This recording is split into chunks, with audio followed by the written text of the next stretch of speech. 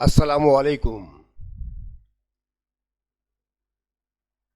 Student, आज आपके सामने रिटर्न अर्निंग का क्वेश्चन आपके सामने स्क्रीन पर लिखा हुआ है। सेकेंड ईयर 2021 का। आप इसको वॉच करने से पहले लाजमी तौर पर मेरी पिछली वीडियो जिसमें मैंने इंट्रोडक्शन कराया है रिटर्न अर्निंग का, वो ज़रूर देख लीजिएगा, क्योंकि अगर वो आप उसको वॉच करेंगे बगौर तो इंशाल्लाह ये सवाल आपको बड़ा ही आसान लगेगा। उसके बगैर आपकी समझ में ये सवाल नहीं आएगा। ठीक है, तो आप मेरी पिछली वीडियो ज़रूर देखिएगा, इंट्रोडक्शन ऑफ रिटर्न अर्निंग्स। ठीक है, as you know that my name is Rafat Samiullah Khan. आप जानते हैं मुझे, तो आप इसको वीडियो को वॉच करने से पहले लाजमी तौर पर introduction of the return earning की वीडियो ज़रूर देख लीजिएगा, क्योंकि उसमें सब चीज़ें मैंने तफसील के साथ, डिटेल के साथ सब समझा दी हैं। अब देखिए कितना आसान सवाल आपको लगेगा अगर आपको देख लेंगे तो बेटा ये 2021 का सवाल आपके सामने है। आप अपने 10 ईयर्स में चेक कर सकते हैं। ये मैंने यहाँ पर स्क्रीन पे आपको नज़र आ रहा है। असगर फ्लोर मिल्स का काम है ये। रिटर्न अर्निंग बैलेंस जो था उनके पास 12,40,000 रुपये था जून 30, 2010 को, before transfer of net income. Net income की ट्रांसफ़र से पहले, यानी अभी इसमें नेट इनकम शामिल नहीं है। The net income for the year, net income उनको जो हुई थी पूरे साल में 3,60,000 यानी 3,60,000 रुपये की हुई थी। The following resolutions were passed in annual general meeting. उनकी जनरल मीटिंग हुई थी सालाना, उसमें ये तमाम करारदादें मंजूर की गई। ये रेजोल्यूशन जो है ना सब पास की गई थी। ये आपको 1 से लेके 6 नंबर तक हैं। ये 6 इनके दरमियान रेजोल्यूशन हुई थी। अब इन सब की आपको पहले जनरेटी बनानी है, क्योंकि रिक्वायर्ड भी आप देखेंगे नीचे लिखा हुआ है रिक्वायर्ड। पहले आपको रिक्वायर्ड दिखा दूँ, फिर बाद में आपको सवाल सॉल्व करता हूँ। नंबर 1 पॉइंट आपका ये है कि record the about decisions in general की रिकॉर्डिंग करनी है आपने। फिर सेकंड पार्ट इसका ये है, सेटअप करना है रिटर्न अर्निंग्स अकाउंट। और थर्ड पार्ट है prepare statement of return earnings. तो मैं फिर आपको एक मरतबा ताकीद कर रहा हूँ कि आप मेरी इंट्रोडक्शन की वीडियो ज़रूर देख लीजिएगा, क्योंकि तीनों पार्ट मैंने उनके अंदर आपको समझा दिए कि करना कैसे, किस तरीके से बनाना है। ठीक है, ओके, चलिए स्टार्ट करते हैं। पहला काम हमें जनरल बनाना पड़ेगा। ठीक है, तो देखते हैं भाई स्टूडेंट, ये आपके सामने जनरल का स्पाइसमैन आपके सामने लिखा हुआ है, असगर फ्लोर मिल्स जनरल। ठीक है, जनरल एंट्रीज बनानी है आपने। तो आप देख रहे हैं नंबर 1 पे क्या लिखा हुआ है, इसके ऊपर देखिए स्क्रीन पे, transfer net income into return earning account में करके दिखाइए। पहला काम तो आपको हमेशा याद रखिएगा, जब भी आपको जनरल बनाना हो तो आपने नेट इनकम को ट्रांसफ़र करना पड़ेगा रिटर्न अर्निंग अकाउंट के अंदर। तो आप ऊपर देखें, ये आपके सामने लिखा हुआ है ऊपर ही, the net income for the year was ₹360,000, यानी कि 3,60,000 रुपये इनको नेट इनकम हुई थी। ये हुई थी ना, तो ये हमने ट्रांसफ़र करनी है कायम में रिटर्न अर्निंग अकाउंट में। तो आप देखें नीचे नंबर 1 पॉइंट पड़ा हुआ आपके सामने, तो इसकी जनरेटी फिक्स है आपके सामने। तो profit and loss account debit कर दीजिएगा, रिटर्न अर्निंग अकाउंट क्रेडिट कर दीजिएगा, और 3,60,000 रुपये आप ये वाली फिगर लिख दीजिएगा। ठीक है, ये वाली फिगर आप लिख दीजिएगा, मैं आपको वजाहत भी करके दिखा देता हूँ। ठीक, ये 3,60,000 रुपये जो नेट इनकम इनको सालाना हुई थी ना, ये लिखनी है आपने यहाँ पर। 3,60,000 रुपये profit and loss account debit और रिटर्न अर्निंग्स अकाउंट क्रेडिट कर देंगे, और नीचे वजह लिख दीजिएगा इसकी narration, to record transfer of net income into return earning account. ठीक है बच्चों, ये तो हो गया हमारा पहली जनरेटी।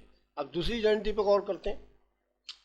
देखिए आप, टू डिक्लेयर कर दिया उसने कैश डिविडेंड 36,000, उसने डिक्लेरेशन करिए कैश डिविडेंड की 36,000 की। तो इसकी भी जनरेटी फिक्स होती हैं, इनकी सारी जनरेटियाँ फिक्स हैं, आप याद कर लीजिएगा। मैंने आपको फिर ताकीद कर रहा हूँ कि इनकी जनरेटी याद कर लीजिएगा आप। तो टू डिक्लेयर कैश डिविडेंड है ना 36,000, तो आप ये जनरेटी नंबर 2 बनाएंगे, रिटर्न अर्निंग्स अकाउंट डेबिट। ठीक है, ये 36,000 रुपये जो लिखे हुए ना ऊपर, ये उठा के लिख देंगे आप यहाँ पर। और फिर कैश डिविडेंड क्रेडिट 36,000, और नीचे लिख देंगे to record declared of cash dividend. Cash dividend को डिक्लेरेशन किया उसने।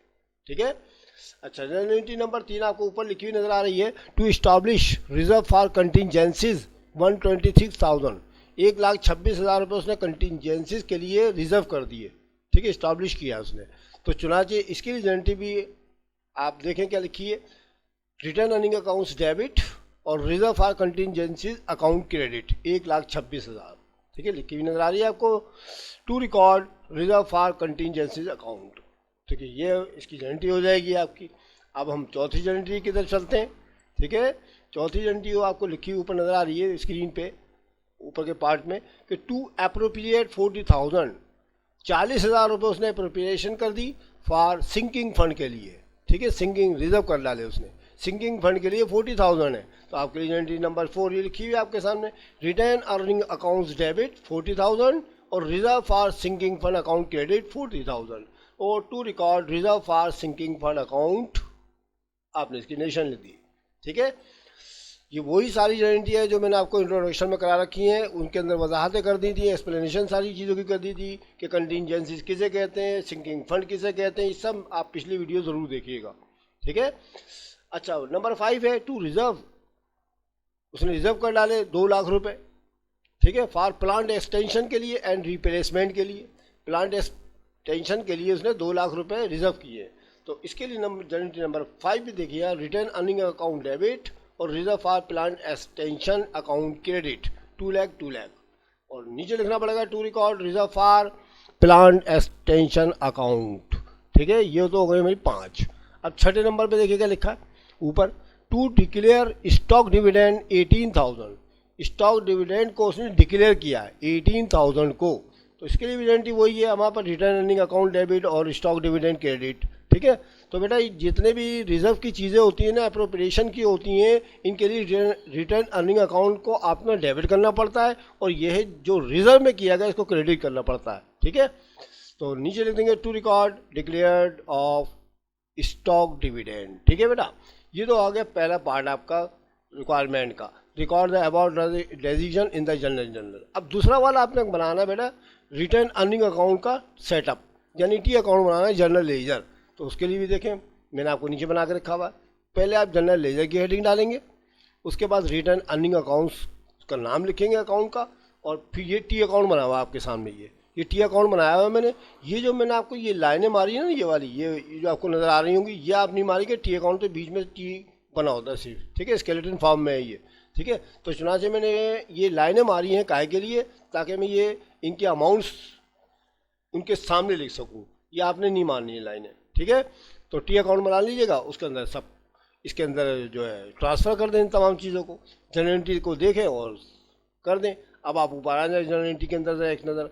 अब एक बात देखेंगे कि जब हम अकाउंट बनाते हैं रिटर्न अर्निंग का अकाउंट, तो उसके लिए क्रेडिट बैलेंस के अंदर सबसे पहले लिखना पड़ता है बैलेंस, जो पिछले साल का था। सवाल में देख लेते हैं कितना है, देखें स्टार्ट में देखें ये लिखा हुआ है, असगर फ्लोर मिल वालों ने कितना था, 12,40,000 रुपये का उनका बैलेंस था जून 30 को। ये सबसे पहले लिखना पड़ेगा आपको, बैलेंस बीडी, ठीक है, पुराना वाला बैलेंस 12,40,000 रुपये, पहले आपको ये लिखना पड़ेगा।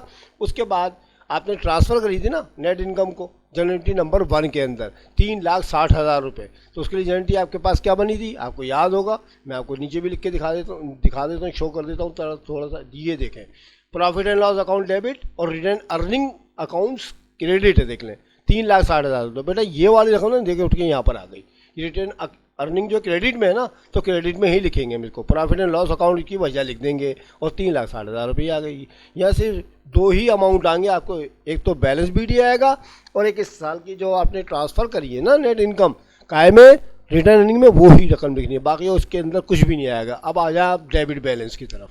अब आप देख रहे हैं जो जनरेटिव आपको ऊपर लिखी हुई नजर आ रही है बच्चों, नंबर 1 पे तो profit and loss account debit था हमारे पास। अब नंबर 2 से आप देख रहे हैं रिटर्न अर्निंग डेबिट, नंबर 3 में भी रिटर्न अर्निंग डेबिट, नंबर 4 में भी आपको रिटर्न अर्निंग डेबिट में लिखी हुई नज़र आ रही है, नंबर 5 में भी आपको डेबिट में लिखी हुई नज़र आ रही है, देखिए ये लिखा हुआ है ना, और नंबर 6 में भी रिटर्न अर्निंग डेबिट है। तो सब के सब रिटर्न अर्निंग डेबिट है ना, हम टी अकाउंट बना रहे हैं रिटर्न अर्निंग का, तो डेबिट बैलेंस है ना ये। अब इनके जो क्रेडिट है ना, इनके अमाउंट यहाँ पर आपने लिखने हैं, ठीक है।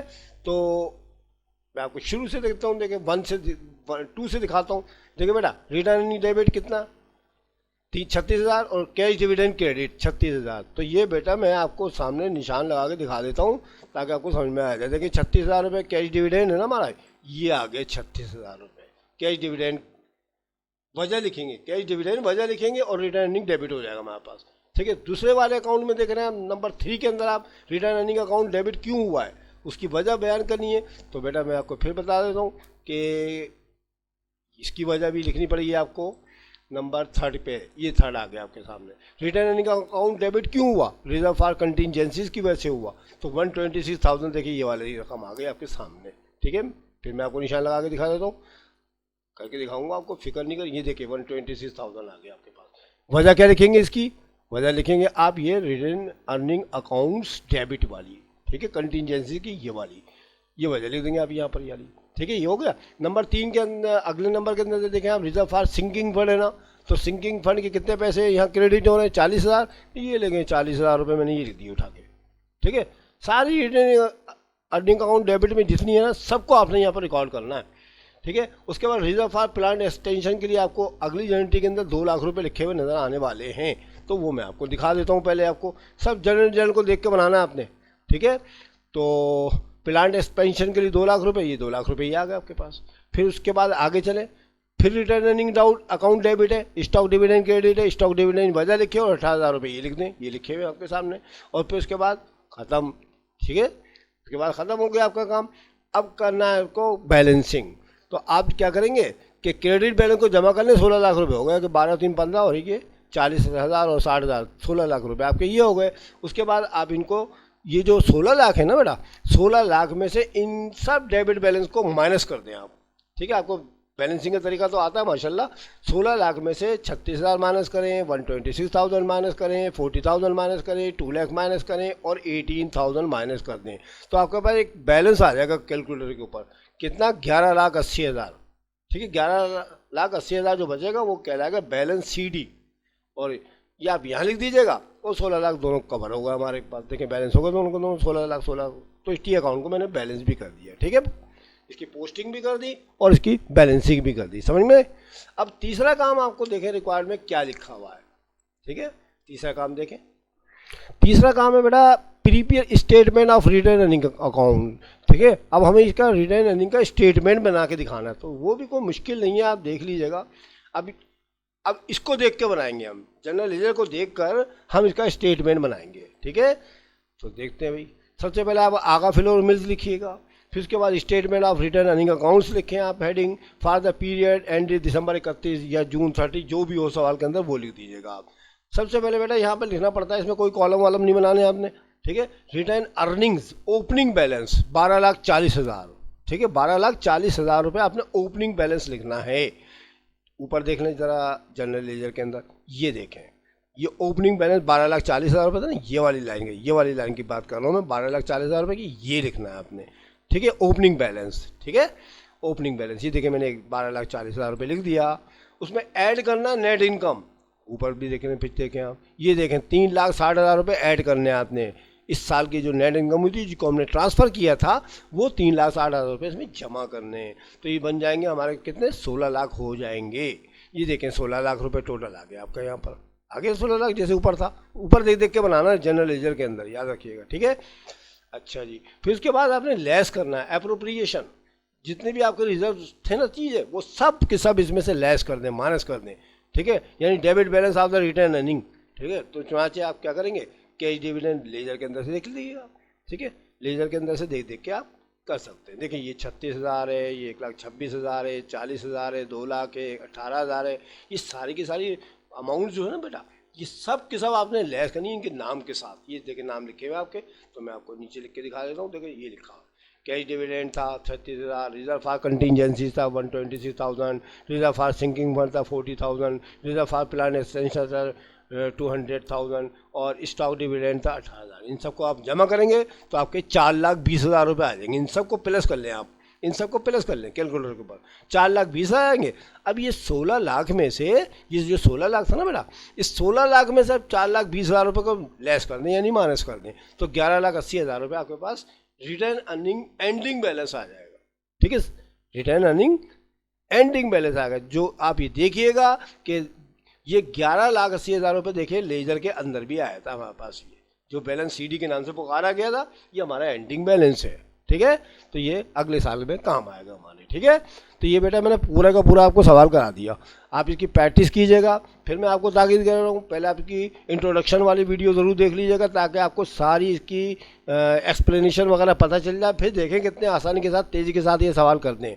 15 मिनट के अंदर, 10 मिनट के अंदर काम हो जाएगा आपका ये सारा का सारा, अगर आपको ये सारी चीज़ें याद हो गई तो, ठीक है ना।